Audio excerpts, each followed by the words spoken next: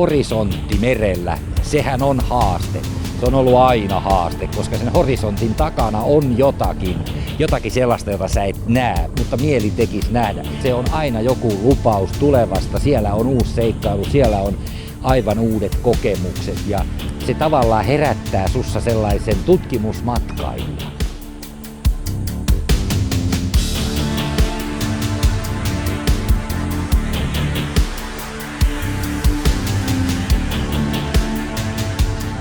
Silloin mä olin koulussa ja olin ehkä, mitähän mä sanoisin, 12-13-vuotias. Kuinka ollakaan, niin mä tutustuin sattumalta tämmöiseen taiteilija Tolonen, joka toimi yövartijana rakennustyömailla. Ja hän hyödynsi sen yöajan sitten ja hän maalasi tauluja. Ja sitten kun päivä koitti, niin hän meni kaupungille ja myi niitä. Ne oli kaikki ihan samanlaisia. Siis ne ei ollut sillä tavalla, että wow, mutta ne oli ihan ok. Ihan voisi kelpuuttaa seinälle joissakin paikoissa. No yhtä kaikki mä katselin sitä sen touhua, kun me päästiin yhden kaverin kanssa katsomaan sinne työmaalle. Ja silloin oli semmoinen koppi siellä, missä oli kamina. Ja niin se oli helvetin mukava kaveri. Ja se kertoo, että hän tekee näin, että hän maalaa täällä ja sitten hän myy niitä. Sitten minäkin kokeilin siellä. Mä sanoin, että no toihan on makeen näköistä. No sitten mä rupesin kanssa tekemään kotona meidän kellarissa sitten kanssa tällaisia, ensin hyvin tällaisia, miten nyt sanotaan aika, ei nyt mitään mestariteoksia, mutta kuitenkin jotain. Ja sitten mä keksin, että nyt mun täytyy myös ruveta myymään näitä. Ja mä otin niitä mukaani, kävelin ympäri siellä kotialuetta ja soitin omakotitalon ovikelloja. Ja mä kerroin, että päivää, että minä olen tässä maalannut näitä tauluja, että kelpaisiko joku näistä teille saisitte ostaa näitä. No sittenhän siellä tietysti tuli tämmöisiä säälin sekaisia ostoksia, että voi poika parka, ei näillä tee mitään, mutta kyllä mä nyt tästä 5 markkaa tai jotain 10 markkaa annon, mutta mullehan se ei maksanut mitään. Eli mä sain siitä hyvin taskurahaa. Ja ne oli erittäin mukavia hetkiä. Siellä oli paljon ihmisiä, jotka oli taiteen ystäviä. Ja ajattelin, että tässä on tuleva Picasso tai Rembrandt tai joku ja ostivat sitten. Ja ne oli mun signeeraamia vielä, että tänä päivänä varmasti arvokkaita. Mä innostuin musiikista lapsena jo. Ja se johtui varmasti siitä, että silloin teki tuloaan tämä niin sanottu Beatles-musiikki ja Beatlemania ja niin edelleen. Ja sitten oli tämmöinen, muistaakseni kaupoissa myytiin sitten tämmöistä toivelauluvihkoa. Ja me saatiin mun siskon kanssa Faijalta, vai kuka osti meille semmoisia. Ja me laulettiin sieltä sitten, kun siinä oli ne laulujen sanat, niin joitakin näitä Beatles-kappaleita. Ja se into sitten iski oikein toden teolla muuhun ja sitten mä rupesin vähän harjoittelemaan kitaran soittoa siinä ja sitten rumpujen soittoa. Ja niin kuin kaikki nuoret siihen maailman aikaan, niin kaikilla oli joku bändi jossain kellarissa, niin oli minullakin. Ja siellä sitä renkutettiin sitten ja menestys oli mitä oli, eihän me päästy mikään keikoillekaan, kun me ei osattu oikein mitään soittaakaan. Mutta sitten vuosien varrella niin me saatiin kyllä sitten oikein soittajiakin tähän kasattua ja me käytiin keikoilla. Ja meillä oli semmoinen bändi, joka soitti sitten vähän laidasta laitaa. Ja me käytiin muun muassa Göteborgissa me käytiin, siellä oli semmoinen Suomi-seura, jonka me päästiin keikaille, mutta sitä ennen me oltiin kyllä kierretty ympäri Suomea ja soitettu.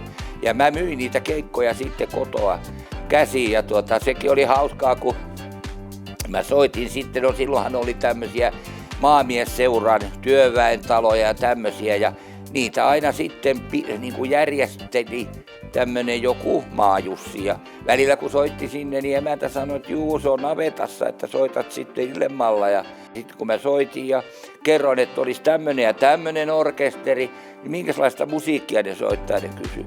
Ja mä sanoin, että juu, ne soittaa just tätä tämän päivän rautalankamusiikkia ja Beatlesia. Ai no se ei käy meille, ne sanoi, kun meillä pitäisi soittaa vaan tangoa ja valssia ja tämmöistä tanssimusiikkia. Mä sanoin, no mutta sitten, kuule, otat tää Harry Nordlingin tanssiorkesteri, se on kuule hyvä.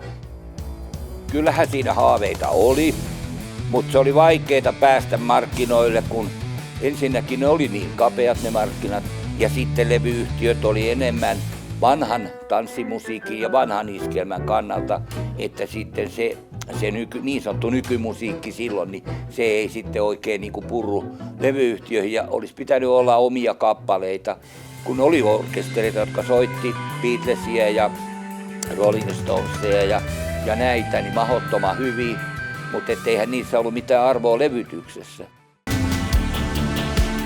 Eihän siellä muuta ollutkaan sitten, siis juomaan alkoholipitoisia muuta kuin keskiolut. Ja tietysti sitten kahvia ja teitä ja näitä. Mutta keskiolut oli se, mikä siellä myytiin, ja se myytiin sitten semmoisissa tuopeissa, semmoisissa isot lasituopit, missä oli 0,5 litraa. Semmoinen vanha ajan tuoppi oikein.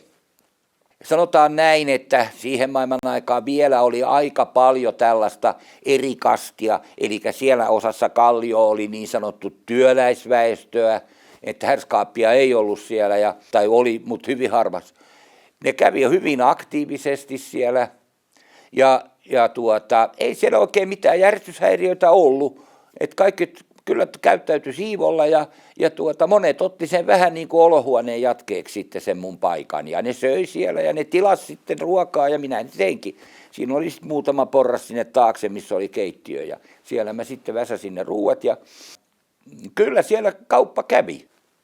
Mutta ihan semmoinen tyypillinen, voi sanoa, että jos nyt saisi semmoisen baarin, kun se oli silloin, kun mä sen ostin, se olisi aivan fantastisen vintage-baari. Se ihmiset kävisi katsomassa jo pelkästään sen takia, kun siellä on se kalustus ja se miljöö on sen näköinen. Mutta sellaiset on häipynyt jo, ei ole enää tällaisia baareja.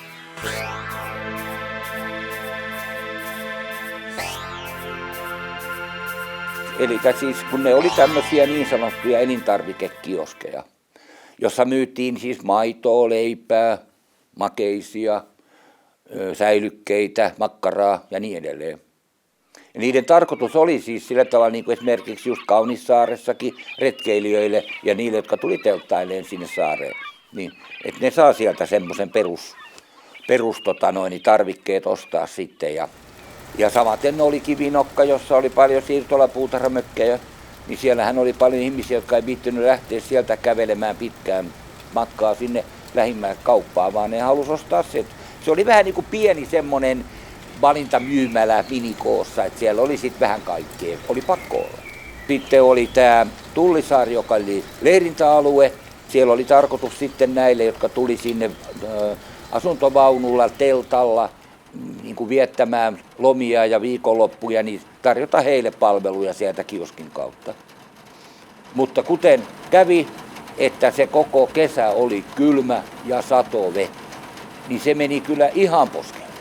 Kun siinä joutui ostamaan esimerkiksi maitoja ja elintarvikkeita, pullaa, leipää.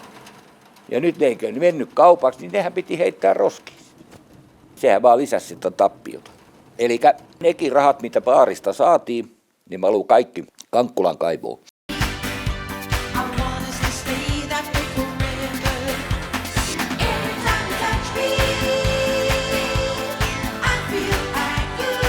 Silloin sana disko, monelle piti selittää jotain, että mitä se tarkoittaa, mikä tämmöinen disko on. Mä oon kyllä lukenut ja kuullut se, mikä se on.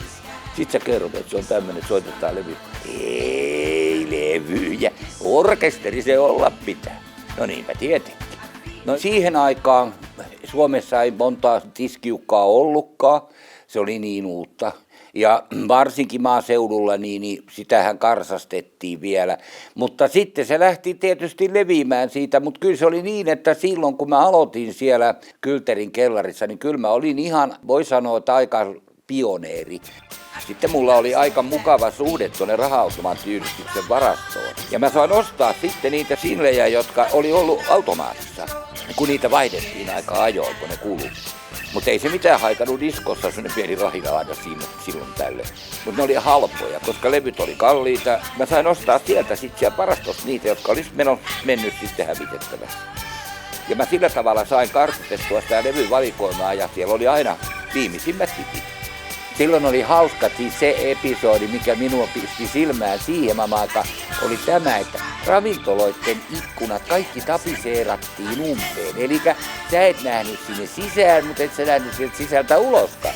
että siinä tavallaan oli sillä tavalla kai ajateltu, että se on vähän huonoa, jos toi Hartikainen on tuolla sisällä ja sitten naapuri kulkee ohi ja näkee, että se on ravintolassa, että se oli niinku pahennusta herättävä. Kun tänä päivänä nimenomaan avataan kaikki auki, ollaan semmoisessa akvaariossa, joka on tietysti mukavampi sekä asiakkaalle että yleisölle yleensäkin, koska sä näet heti sieltä ulkoa, että hei, tuolla on väkeä, mennään sinne tai näin poispäin. Ja hauskaa oli se, että siihen maailman aikaan esimerkiksi, missä minäkin soitin, niin vakituisesti itse hoidin sitä kylterin kellaria, niin se oli 12:30 tuli valomerkki. Ja sitten silloin piti panna grammarit kiinni ja 1 piti olla porukka ulkona.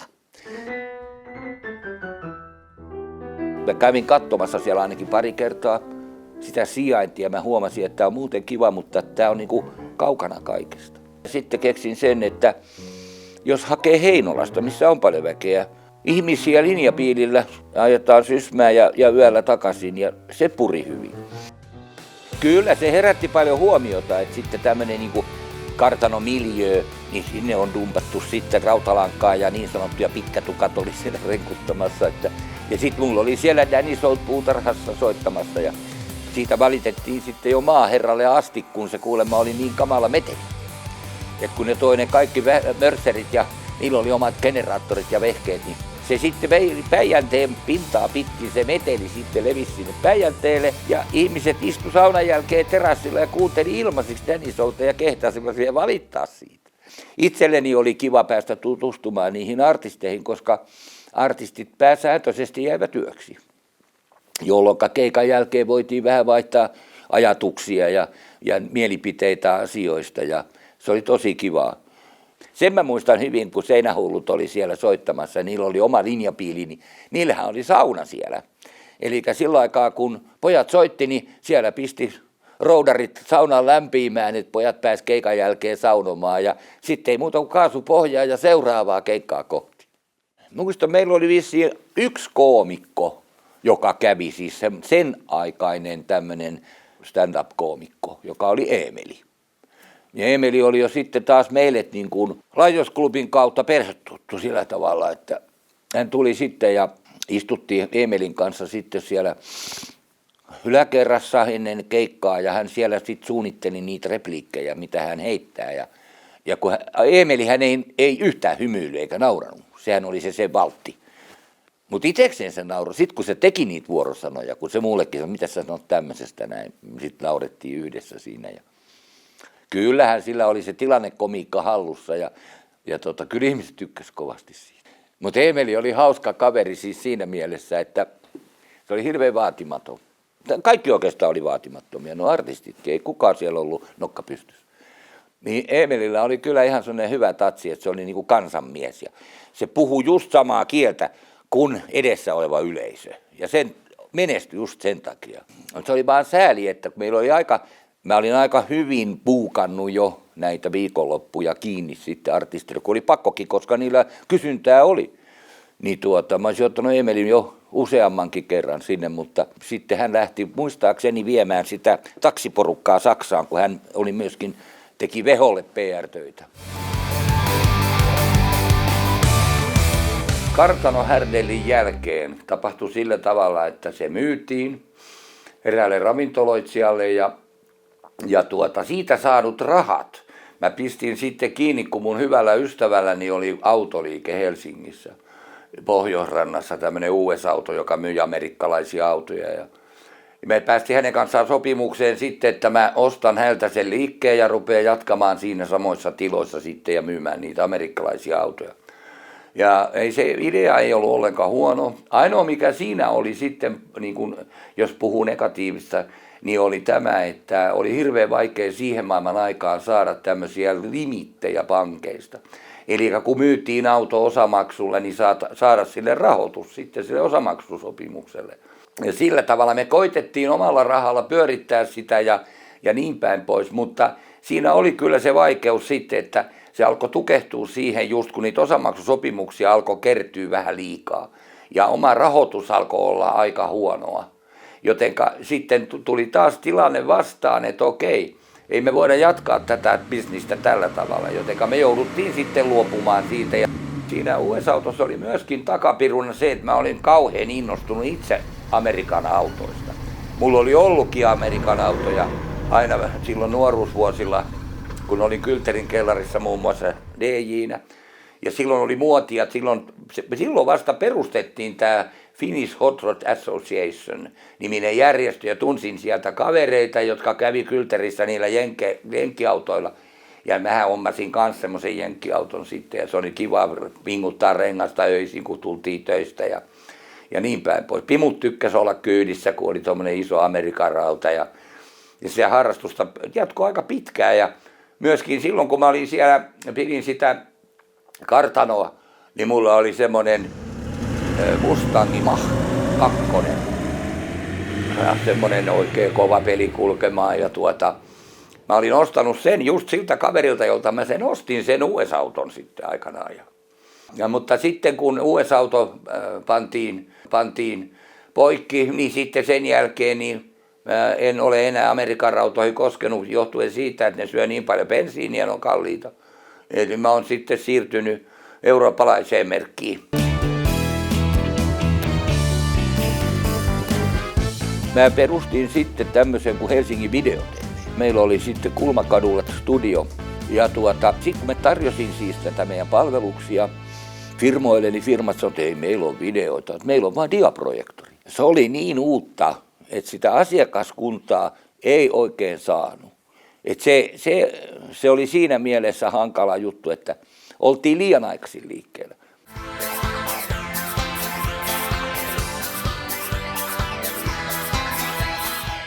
Siinäkin juontaa juurensa siihen, että mä oon itse ollut ravintolassa töissä pikkupoikana nuorena. Ja mä oon jopa ollut tämmöisenä kokkina. Tosin se oli hyvin vaatimatonta se, mitä mä tein siellä. Tuurasin yhtä oikeata kokkia, tehtiin operaleipää ja tämmöistä näin. No se ei vaati niin hirveästi, mutta oli kiva ja mä tykkäsin siitä. Ja ylinsäkin on ollut kulinaristi. Ja mä oon ihmetellyt sitä monta kertaa aikoinaan, että miksi kalakukko, joka on niin hyvä ja herkullinen tuote, niin miksi sitä ei ole niin kuin saatavilla Helsingistä. Ja jostain kumman syystä meidän tiet kohtas jossakin messuilla tai jossain tämän kyseisen leipomon omistajien kanssa. Siellä oli kalakukot pakattu just tämmöiseen folioon, eli kukaan ei niin kuin kiinnittänyt mitään huomiota. Ja mä kyselin heiltä sitten, että miten, onko näitä kaupoissa tämä? No ei ole vielä, että he yrittäisivät lanseerata. Ja sitten mä sanoin, että mä oon tämmöinen markkinamies ja mainosmies, että tehdään sopimus, niin mä rupean laittamaan teille tänne oikein kunnon hulinut. He sanoivat, joo. Ja sitten me tehtiin, mulla oli hirveän hyvä tämmöinen AD, oli silloin palveluksessa. Me tehtiin sitten niin, että me varattiin tuo ravintolakappelin ravintolapuoli ja me järjestettiin semmoinen kalakukko kabaree nimeltään oleva tapahtuma. Sinne kutsuttiin sitten sisäänostajat ja ruokatoimittajat ja siellä oli pitkää kukkoa, oli muikkukukkoa, vanttukukkoa ja niin edelleen. Ja ihmiset maistatettiin niitä, oli vähän jotain ohjelmaa ja oli sitten esitteet ja sitten myöskin mä hain lehti-ilmoituksella sitten jakelijaa. Eli kun se tuli sieltä maakunnasta pitkältä ne kukot, ne meni rahtiasemalle ja sitten jakelijayrityksen kaveri otti kylmäauton ja haki ne sieltä ja se rupesi sitten viemään niitä kauppoihin. Ja se toimi oikein todella hyvin. Mutta sitä ennen tietysti silloin kun kalakukko kabaree järjestettiin, niin suunniteltiin pakkaus. Oikein nätti semmoinen vakka. No sehän kiinnitti heti huomiota, se oli vielä siinä vähän puuteltiin niin kuin mennyttä aikaa ja mummolaa, eli se oli semmoinen vakka. Se oli pahvista tehty, mutta se oli väritetty sillä tavalla niin kuin se oli semmoinen vanhan ajan vakka. Ja sillä se paketti myi ja niitä meni hyvin kaupaksi. Se päättyi se homma sitten siihen, kun oltiin saatu se kunnolla lentoon, niin alkoholi tuli asiaan tai kuvaan mukaan ja omistajat joi pois sen leipomoon.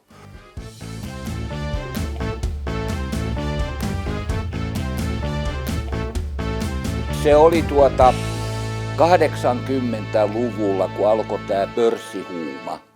Eli kaikki osakkeet lähti vaan nousuun ja totta kai siihen buumiin piti päästä mukaan. Siinä oli vielä semmoinen juttu, että vakuutusyhtiöstä mä sain silloiseen yritykseeni 100 000 markan lainan. Mutta sillä piti olla siis vakuus tietysti. Mä menin sitten pankkiin, jota olin käyttänyt, jossa tunsin johtajan. Ja sanoin hänelle, että miten me tehdään nyt tämän rahan kanssa, kun tuolla olisi 100 000 markkaa tulossa ja se pitäisi hyödyntää. Että mun mielestä olisi hyvä ostaa osakkeita, jotka jäisi sitten vakuudeksi. Ja hän sanoi, että juu, kyllä, mitäs me ostetaan? Mä sanoin, että no, nyt täytyy oikein miettiä sitä. Ja sitten oli semmoinen, oliko se muistaakseni Spontel-niminen yritys, jossa oli puolituttu kaveri, jonka mä tiesin, että on jumalattoman pätevä näissä osakehommissa. Ja mä sitten soitin hänelle ja kysyin, että kuule, kun olisi tämmöinen homma, että olisi 100 000 olisi tuommoista rahaa, mikä pitäisi panna näihin, tai voisi panna osakkeisiin, että pitäisi osakkeita, mitä sä suosittelet? Ja hän sanoi, että osta heidän osakkeita. Mä sanoin, asia selvä. Ja sitten mä menin pankkiin ja sanoin sille pankinjohtajalle, että otappas näitä ja näitä osakkeita koko rahalla. Ja ne jää vakuudeksi. Selvä, näin tehtiin. Niin se kolminkertaistui ihan lyhyessä ajassa se pääoma. Ja siitähän se lähtikin sitten se veivaus pyörimään. Sitä tehtiin monta vuotta pörssikauppaa, kunnes tuli se big crash, eli kaikki kaatui. Tjup! Ja sitten oltiin taas mielimustana. Ja mietittiin, että mitäs nyt tehdään.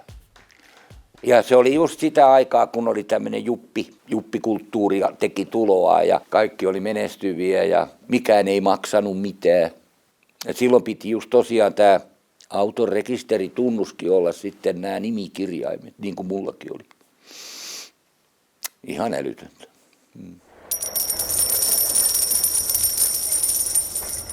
Mutta sitten tietysti tässä täytyy mainita tämä vuosi 1990, kun Viro alkoi itsenäistyä. Ennen kuin se alkoi itsenäistyä, mä olin Mars-yhtymällä konsulttina.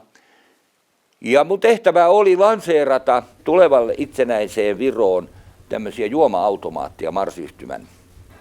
Mistä sai kaakao, kahvia, teetä, puljonkia ja niin edelleen. Mä asuin sitten osittain Virossa ja mulla oli Belgiassa oli asunto silloin. Mutta tämä Viro oli kiva ja sitten sieltä saatiin paikkoja niille ja niin päin pois sitten toimitetaan sinne automaatti hienot semmoinen, kun siellä nyt oli Neuvostoliiton aikaisia niitä automaatteja, jotka oli kaikki rikki ja pölyttyneet ruosteessa ja kamalan näköisiä. Ja sitten me tuotiin semmoinen uutuuttaan hohtava Rolls Royce siihen. Mutta Virolla ei ollut kolikoita. Deutsche Bank oli kyllä taannut sen valuutan, ne oli painanut vain seteleitä. Ja siihen automaattiin ei käynyt setelit, sinne piti olla kolikko. No niin, tenkapo. Mutta me palkattiin sitten tämmöinen maatuska istumaan siihen automaatin viereen, jolla oli semmoisia prikkoja. Ja niitä myytiin sinne prikat. Ensin sun piti setelillä ostaa prikka ja prikka panna sinne automaattiin, jotta sä sait ne kaakaon tai puljongin. Ja no semmoisia hyviä tuotteitahan ei ollut Neuvostoliiton aikana ollut, joten se oli aivan uutta Virossa. Kyllä niitä ostettiin paljon.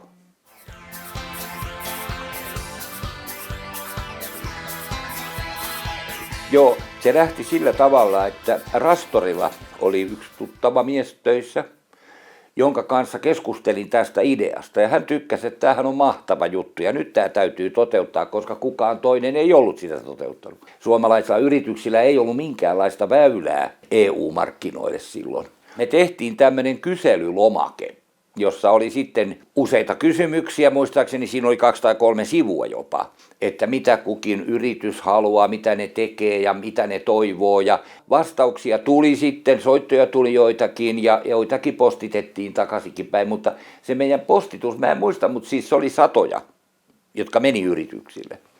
Mutta se tulos siitä oli hyvin heikko. Se oli kerta kaikkiaan, me hämmästyttiin molemmat tämän kaverin kanssa, joka oli siellä Rastorilla konsulttina, niin hänkin hämmästeli, että ei tämä voi olla totta, että onko nämä nyt niin jäyhää tämä meno täällä, ja no olihan se. Minä sitten kuitenkin toteutin sen sillä tavalla, että mä olin itse siellä pääkallopaikalla ja toivoin, että tulee joitakin asiakkaita, että voi niin kuin näyttää, että okei, nyt tässä on tosi kysymyksessä ja tämä homma pelaa. No siinä olisi ollut varmastikin erilaiset suomalaiset innovaatiotuotteet ja elintarvikkeet joitakin.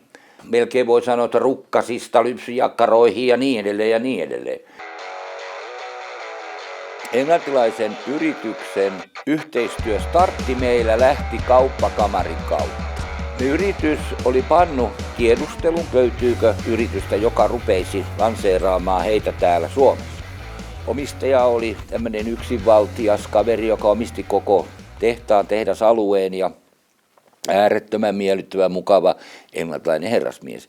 Ja vaatimus oli sitten, kun siellä annettiin ohjeet, että kun lähestytään asiakasta, niin asiakkaalla sun pitää käyttää suorat housut, kauluspaita, solmio ja sitten semmoinen työtakki, jossa on proderattuna heidän logo. Että asiakas näkee, kun sä kuljet siellä tiloissa, että sä et ole niinku ulkoa vaan tullut joku, kuka lienee, vaan että se on tyylikkäästi pukeutunut herrasmies, joka edustaa heidän tehdasta. Näinhän sitä toimittiinkin sitten. Mulla oli sitten samanaikaisesti Norja, jossa mulla oli Norjassa näitä metalliteollisuuden asiakkaita paljon ja mä kävin siellä säännöllisesti. Sitä Norjan hommaa kesti sitten varmaan 3 vuotta. Se oli ihan kiva, mä tykkäsin Norjasta, mä tykkäsin norjalaisista, se on kaunis maa, turvallinen, hygieninen ja siellä oli kiva käydä. Ja sitten piti reviiriä vielä niin kuin laajentaa ja sitten kun tällä yrityksellä oli karttaa merkitty maat, mitkä heillä on jo, mutta sieltä puuttui Italia ja mä oon aina tykännyt Italiasta. Niin mä sitten ajattelin, että kun veri veti tuonne matkoille ja nimenomaan Italiaan, kun mä olin ollut Italiassa muutamia kertoja ja rakastunut siihen maahan ja ihmisiin ja ruokaa ja niin päin pois, niin mä ajattelin, että minäpäs menen ja rupeen laajentamaan Italiaan myöskin sitä englantilaista yritystä.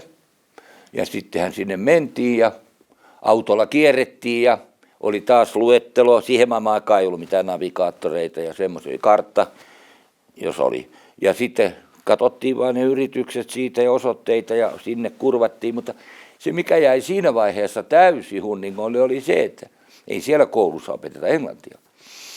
Ei ne puhu englantia. Suurin osa niistä kavereista, jotka niissä metalliyrityksissä oli töissä, niin ei ne ollut lukenut englantia. Ne puhu vaan ja ainoastaan italiaa. Ja sitten minä menen sinne salkun kanssa ja olen kuin amerikkalaisen hajuvesitehtaan myyntitykki ja luulen, että nythän tästä taivaat aukeaa. Ja kun mä kerron englanniksi jotain, ne katsoo mua kuin halpaa makkaraa. Että ei, kun italiaa pitäisi puhua. Aha, okei. No sitten tuli tenkka po. Ja rupesin sitten miettimään, osasin mä toki sanomaan hyvää päivää, kiitos ja näkemiin ja tämmöistä. Nyt oli pakko sitten ottaa pikkusen happea ja ruveta harjoittelemaan niitä lauseita, teknillistä italiaa, mitä sä joudut niille esittämään, että ne vähän niin kuin pääsee hajulle. Se oli mulla niin kuin semmoinen pikakurssi teknilliseen Italiaan, kesti päivä, 2.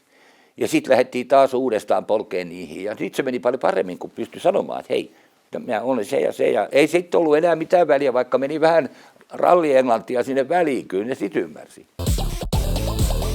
Kaikki on pelannut ihan noin ok, ei siinä mitään, mutta sitten tämä Brexit on tietysti se, joka on tässä se akilleen kantapää, eli he käyttää sitten valuuttana puntaa. Ja meillä sitten on euro ja heillä oli euro. Et siellä pitää olla sitten myöskin, jos käytetään euroa, niin tämmöinen Euroclear-tili, johon menee eurot ja ne muuntuu sitten heille taas punniksi ja päinvastoin. Alkuhankaluutta on ollut paljon ja tulee vielä olemaan. Mä sanoisin, että varmaan menee muutama vuosi ennen kuin tämä lähtee niin kuin sillä tavalla pyörimään, että se on niin kuin joustavaa. Mutta tosin täytyy myös mainita se, että Norjahan ei ollut EU-maa, jossa touhuttiin ja tehtiin näitä samoja tehtäviä. Ja tavara liikkui mennen tullen justiin rajan yli. Ei siinä ollut oikein mitään, koska siinä oli sillä tavalla sitten tehty, että tämä huolintaliike hoiti sen paperisodan. Että oikeastaan ei ollut mitään itsellä muuta kuin täyttää 1 rahtikirja ja that's it.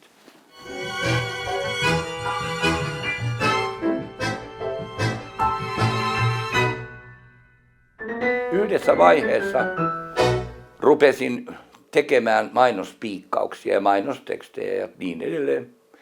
Ja sitten halusin väylän omalle ohjelmalle ja niin mä sainkin sitten tuolta tämmöisestä yhdestä radiokanavalta sain oman ohjelman, joka tuli aina sunnuntaisin iltapäivällä myöhemmin, ja se oli aina tunnin mittainen suora lähetys, johon ihmiset sai soittaa ja kertoa yhteiskunnan epäkohdista ja kaikista asioista maan ja taivaan väliltä. Se oli erittäin suosittu ohjelma. Mä vedin sitä 3-4 vuotta jopa.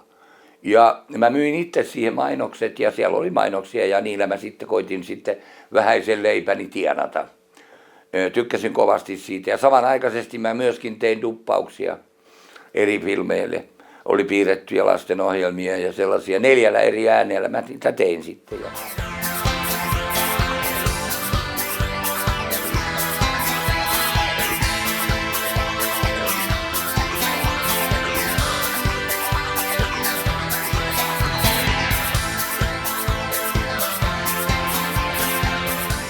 Joo, no sitten se meni niin kuin vuosien varrella sillä tavalla, että siinä oli joitakin hetkiä, jolloin en tehnyt oikeastaan mitään tämmöiseen taiteeseen liittyvää. Mutta sitten se taas tuli vastaan, että on pakko tehdä jotain, koska kun on niin kuin saanut tällaisia geenejä, että pitää koko ajan luoda uutta, tehdä uutta.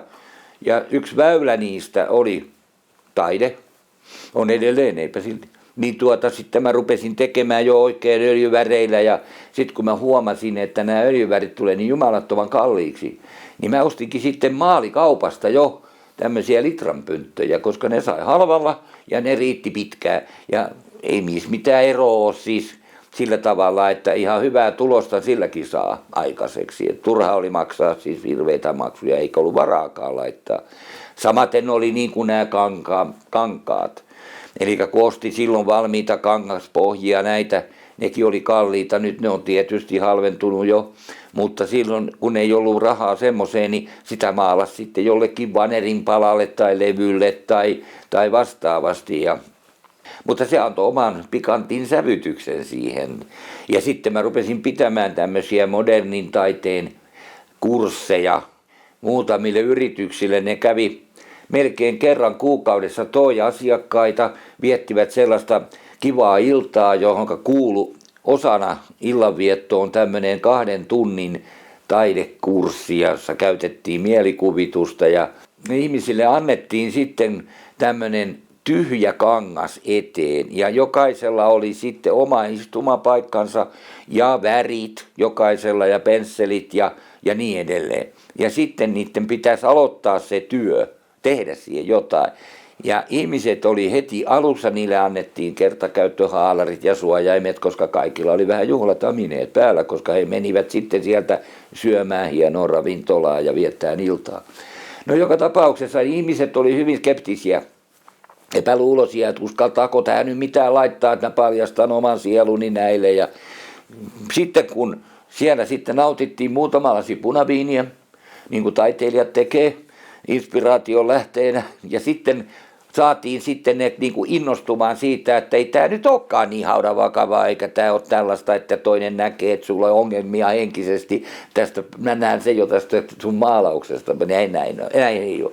No hyvä, sitten kun pääsi alkuun, ne oli aivan kuin pikkulapset, oltiin niin kuin jossain päiväkerhossa sitä kiljumista ja intoa, mitä syntyi siitä, kun ne huomasivat, että tämähän on todella kiva, tätä voi tehdä ihan miten vaan. Ja mä opastin sitten erilaisia tekniikoita, että ei se aina ole sillä tavalla, että siveltimellä pitää tehdä just tämmöinen ja tämmöinen liike, unohda se, ota käsi, kasta se maaliin ja tee kädellä sitä.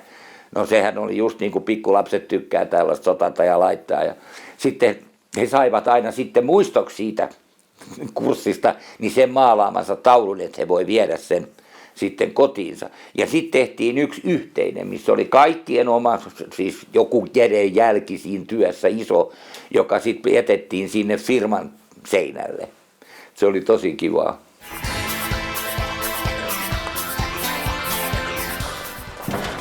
Nyt ollaan todellisessa aarreaitassa. Täällä jos missä on oikein todellisia aarteita. Esimerkiksi tässä nyt olisi heti valmiina jo mulle tavaraa materiaalia. Vanha istumasoikko. Tänä päivänä voin sanoa, että se on yhden käden sormilla laskettavissa ne taiteilijat, jotka elää kuvataiteella.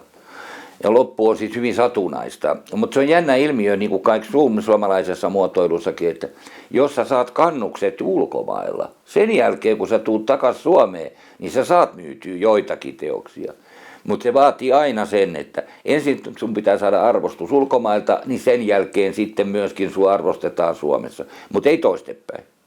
Ja taidenäyttelyjen pitäminen ylipäätäänkin, niin se on kallista, se on aika työlästä, kaikki ripustukset, kuljetukset ja näin päin pois. Ja aina pitää sitten olla tarjoilut ja niin päin pois. Ja tänä päivänä galleristit on ihan yhtä pulassa kuin taiteilijatkin, ei paljon kauppa käy. Varsinkin nyt, kun on nämä koronat sun muut. Ja se on sitten se, että kun sä siihen uhraat aika paljon rahaa, niin sitten vielä on se, että jos sieltä jotain myydään, niin galleristihan ottaa 30-50%.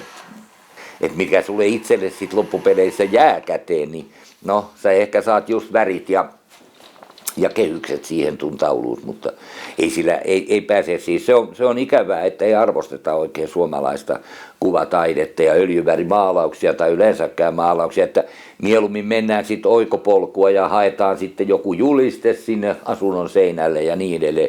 Kun taas silloin vanhaa, jos sanotaan hyvään aikaa, ei ollut näitä julisteita ja tämmöisiä, vaan sitä hankittiin sitten oikeaa taidetta sinne kotiin. Ja monellakin kävi hyvä tuuri, että olivat ostaneet joskus ammoisten aikojen alussa jotain Särestöniemeä ja tällaista, joka oli mittaamattoman arvokas jo nyt. Että jälkipolvet, kun pistää ne myyntiin huutokauppaan, niillä kyllä saa aika paljon rahaa. Mutta että tuommoinen aloitteleva taiteilija, niin kyllä se aika heikoilla on, että sillä ei elä. Ei kannata niin kuin lähteä ollenkaan tuudittautua siinä ajatuksessa, että mä maalaan nyt niin hienon taulun, että tämä menee kaupassa kovalla hinnalla. Ei mene. Kylpyhuoneessa kaikki on vähän pyöreitä.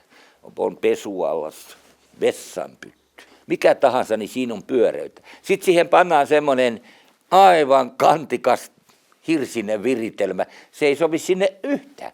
Se on kamalan näköinen. Mä ajattelin, että pitää olla pyöreyttä, pitää olla muotoilua. Ja sitten mä keksin, että miten tässä täytyy olla. No ensinnäkin hyvät ominaisuudet. Ilmanvaihto, A ja O. Koska se syö se sähkökiukaan vastukset, niin hapen sieltä. Sitten toinen seikka on se pitää olla kosteus. Sitten pitää olla paljon näkyvyyttä. Ja kun sä meet istuun sille, niin sä näet koko kylpyhuoneen sun edessäsi. Ei tule sellaista ahtaapaikan kammoa.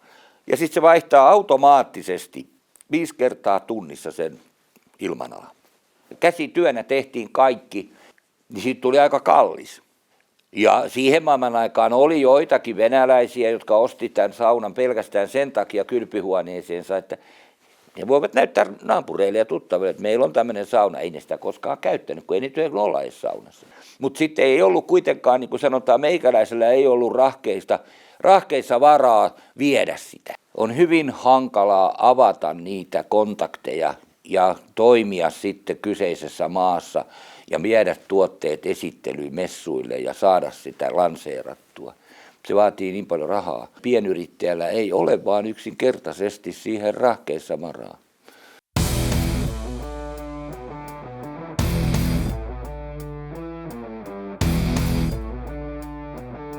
Valtaa on niin monenlaistakin. Mutta justiin taiteella on tietty valta, se on selvä. Mutta samaten on sitten tämä, että melkein kun asia alkaa tänä päivänä politisoitumaan, joka on se on huolestuttavaa ja sillä ohjataan ihmisten käyttäytymistä ja ajattelua. Jos ajatellaan niin kuin mediaa tänä päivänä, niin kun tarpeen rummutetaan, että se Hartikainen on hyvä, se on todella hyvä kaveri, niin ihmiset alkaa uskoa siihen. Että kyllä se täytyy olla, kun se on noin paljon esillä ja kaikki kehuu sitä mukaan. Se on vallankäyttöä. Hartikainen tai Rahikainen ei tiedä asioista hönkäsen pölähystä, mutta se pamautetaan tonne ministeriksi hyvin helposti justiin sen takia, kun se rummutetaan vaan tarpeeksi kauan. Ja tämähän on ollut vallalla jo pitkään täällä Suomessa, esimerkiksi politiikassa on tämä, että se ei ole pätevin, mutta se on sopivin. Eli sitä ohjataan siellä kulissien takana, ne on vähän niin kuin semmoiset marionetit tai tai nuket, joita naruilla vedetään ja ohjaillaan. Itsehän niillä ei ole siis aivokapasiteettia edes niin paljon, että ne pystyisi tekemään jotain järkeviä päätöksiä ja ajattelemaan asioita hyvin monipuolisesti, mutta sitä ei ole. Se taito moneltakin puuttuu.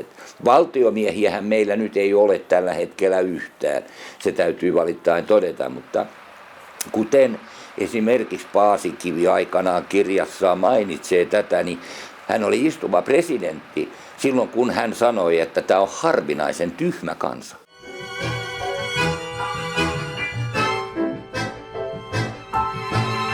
Radio-ohjelmassa, mitä mä vedin, se oli nimeltään Koko kansan radio. Ja yhdessä ohjelmassa mä haastattelin Ilkka Hakalehtoa. Erittäin miellyttävä herrasmies ja osasi poliittiset asiat kuin vettä ja poliittisen historiadosenttihan hän oli yliopistossa. No juu, niin hän sanoi mulle, että kuule Harri, sun kannattaa ruveta ehdokkaaksi, kun tulee seuraavat kunnallisvaalit. No, sitten mä tietysti halusin taas uusia kokemuksia ja näkemyksiä ja niin edelleen, ja mä sitten ryhdyin ehdokkaaksi. Tosin menestys ei ollut kauhean suuri, että tietenkään ei minua missään nimessä valittu, mutta olin kuitenkin mukana ja pääsin sisälle siihen mekanismiin ja siihen funktioon, mitä politiikka ja tämä vaalijärjestelmä yleensä on. Ja myöskin sitten jonkin ajan kuluttua siitä, niin olin saman puolueen totta kai sitoutumattomana eurovaaliehdokkaana. No menestys oli sitä, mitä se oli, ei siinä mitään. Mutta näin senkin puolen sitten. Pääsin tutustumaan siihen ja se oli mielenkiintoista aikaa ja sain tuoda sitten omat mielipiteeni esille hyvin. Jos meillä on kehitysapu miljardi vuodessa, niin mä olen aina ajatellut sitä, mä oon myöskin Pekka Haaviston kanssa keskusteluaiheesta, että jos siitä otettaisiin 200 miljoonaa ja vietäisiin suomalaisia tarvekaluja ja tuotteita, eikä vaan käteistä rahaa, niin me saataisiin hyvin työllistettyä suomalaisia, me saataisiin suomalaisia tuotteita heille, ja täällä on paljon sellaisia tuotteita, mitä voi vallan hyvin viedäkin tuonne pimeämpään Afrikkaan, joka hyödyntää todella niitä enemmän kuin raha minun mielestä. Olen vuosien varrella kehittänyt tällaisen muun muassa yhden, joka nimi oli Afrikan tähti, joka oli siis tämmöinen naisten keskus Afrikkaan, joka oli siis tämmöisen rekan perävaunussa eli trailerissa rakennettu, jossa oli koulutusta, terveydenhuoltoa, saniteettia, internetin opetusta, joka oli täysin itsenäinen, eli siinä oli sitten aurinkokennot ja tuulivoimalat sun muut, että se pystyi ihan itsenäisesti toimimaan missä tahansa pimeimmässä Afrikassa ja siellä pystyttäisiin kouluttamaan näitä naisia ja myöskin sitten opettamaan heille esimerkiksi just maataloutta, vihannesten kasvatusta sekä sitten olisi ollut erittäin tärkeänä se, että kun he tekevät erilaisia koristeesineitä, mattoja ja tarvekaluja, niin he olisivat siellä voinut pitää tämmöisen niin kuin tukkukaupan, eli tukkurit olisi käynyt sitä kautta ostamassa niitä heidän tekemiä tuotteita, jolloin nämä naiset olisi saanut rahaa. Ja tämä olisi ollut erittäin tärkeä asia siellä, mutta ei sitä noteerattu, vaikka mä sitä lähettelin ja kävin monen ministerin juttusilla, mutta ei, se oli vaan tällaista aiku hyvä idea ja terve.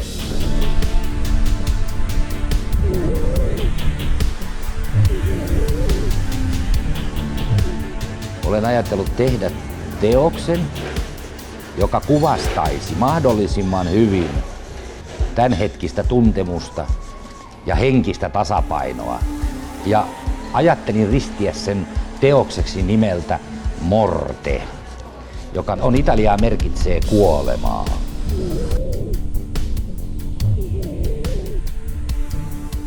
Siitä oli toinen versio tästä siirrettävästä lääkäriasemasta, jota mä tarjosin muun muassa sote-alueelle, koska se oli niin helppo, että kun on kallista pitää näitä nykyään lääkäreitä, että pohjoiseen saa, niin esimerkiksi Savukoskelle niin, että se olisi ollut viikko Savukoskella, viikko Pellossa, se oli täydellinen lääkäriasema, jossa oli nöössi ja lääkäri oli etänä. Eli Rovaniemen keskussairaalassa olisi ollut lääkäri ja sitten tämä nöössi olisi ollut siellä paikan päällä. Ihmiset olisi saanut terveydenhuoltoa, ei olisi tarvinnut matkustaa pitkiä matkoja ja sitä siirrettäisiin, kun se menee kuorma-autolla siirtyy, niin sitä olisi voinut pitää viikko eri aikataulun mukaan. Kustannukset olisi ollut äärettömän pienet verrattuna siihen, että joka Laaksoon ja Notkoon rakennetaan oma terveysasema tai ostetaan sitten palvelut jostain yksityiseltä lääkäriasemalta, kun viikonlopun päivystys maksaa 12 000, niin ei yksi tämmöinen pieni kunta, joka on kuoleva, niin ei sillä ole varaa tämmöisiä hommia.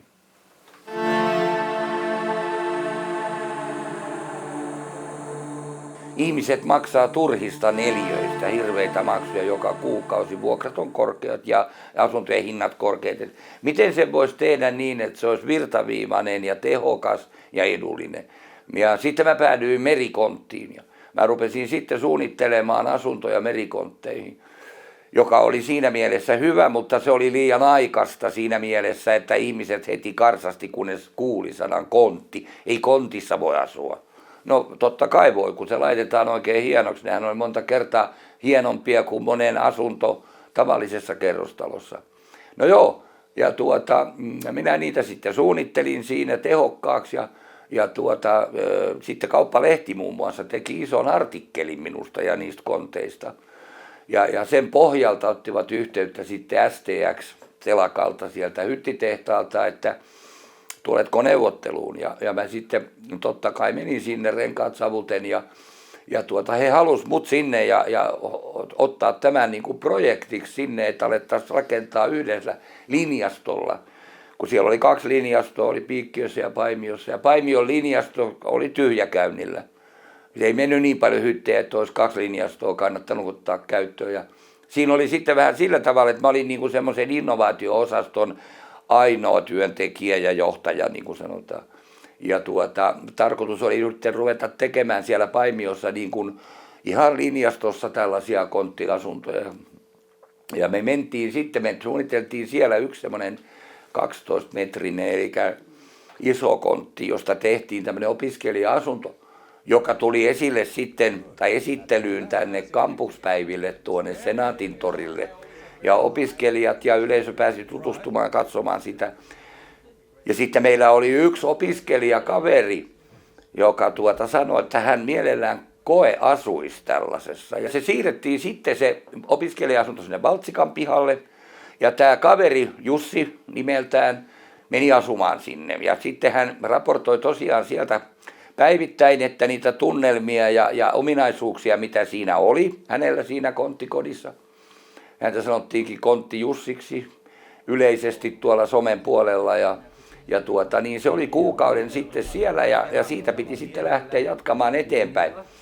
Tämä tosin oli sillä tavalla, niin kuin mainitsin, niin se oli tämmöinen iso kontti, eli 12-metrinen, joka ei välttämättä ole kaikkein tehokkain, koska se kaikkein tehokkainhan on siis 6-metrinen. Paljon oli ihmisiä, jotka olisi ollut kiinnostunut ostamaan kesämökiksi sitä ja samaten niin kuin omakotitalon pihalle, että ne olisi nuorille antanut oman asunnon siitä.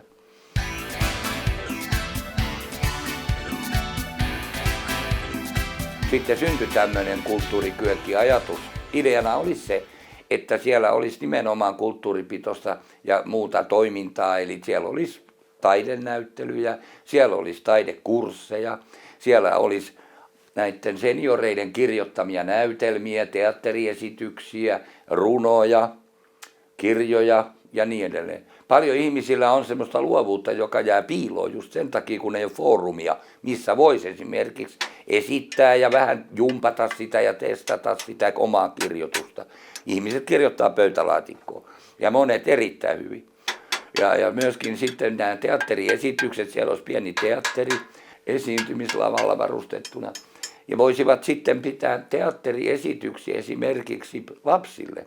Lapset vois tulla sitten päiväkotiryhmänä tai kouluryhmänä sinne katsomaan, mitä teatteria seniorit on tehnyt sitten lapsille.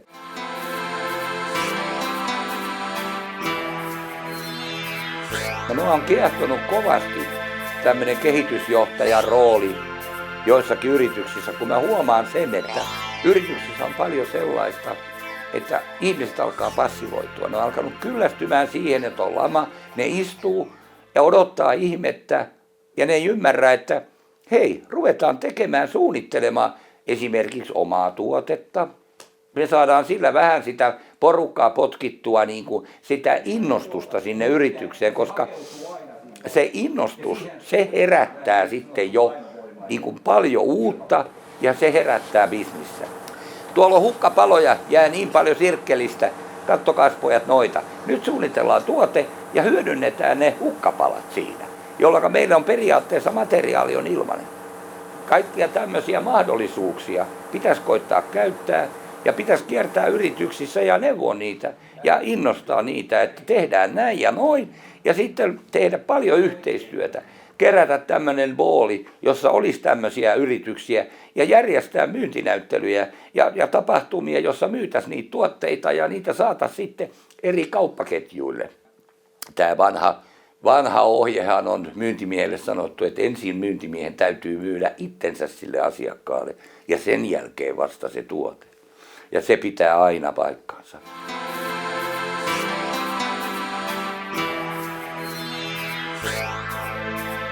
Sen ei ole tarkoitus, että se on nyt purjevene tai se on nyt omena-asetelma viinipullon kanssa, vaan se on nimenomaan se, että jokainen näkee siinä vähän erilaista. Ja ennen kaikkea se, että se ruokkii sitä mielikuvitusta. Ja mun mielestä se antaa semmoinen taidenäyttely paljon. En mä mitenkään väheksy näiden mestareiden töitä, ne on aivan fantastisia, mutta kun mä menen itse taidenäyttelyyn, niin mä menen mieluummin katsoa modernia taidetta, nykytaidetta, koska niissä on aina joku sanoma, joka pitää hakea sieltä, ja silloin aivot saa työtä, ja mielikuvitus lähtee laukkaamaan. Mutta jos mä katselen jotain työtä, jossa on esimerkiksi purjevene, niin vaikka mä nyt katsoisin sitä viikon, niin siinä on purjevene edelleen, ei se muutu miksikään. Mutta siis nykytaiteessa mulla on upeita juttuja, joista mä itse nautin kovasti, koska ne herättää justiin sen sun mielikuvituksessa ja panee sun aivot liikkeelle. Ja tarkoitus on se, että jos sä menet katsomaan tätä taidetta, niin kun sä olet sen kiertänyt sen näyttelyn, niin sä oot ollut toisessa maailmassa. Eli sun aivot on rentoutunut, sä et muistakaan sitä asuntolainan lyhennystä etkä jotain muuta ongelmaa, vaan se työskentelee automaattisesti ilman, että sä edes haluaisit tehdä niin, mutta se lähtee pyörittämään aivoja. Ja se on se hetki, joka rentouttaa ihmistä ja on psyykkisesti tärkeä juttu. Että sä pääset siitä kylmästä reaalimaailmasta sinne mielikuvitusmaailmaan ja sinne tavallaan niin kuin toiseen äärilaitaan. Ja minun mielestä se on hyvä ja se antaa ihmiselle paljon voimia.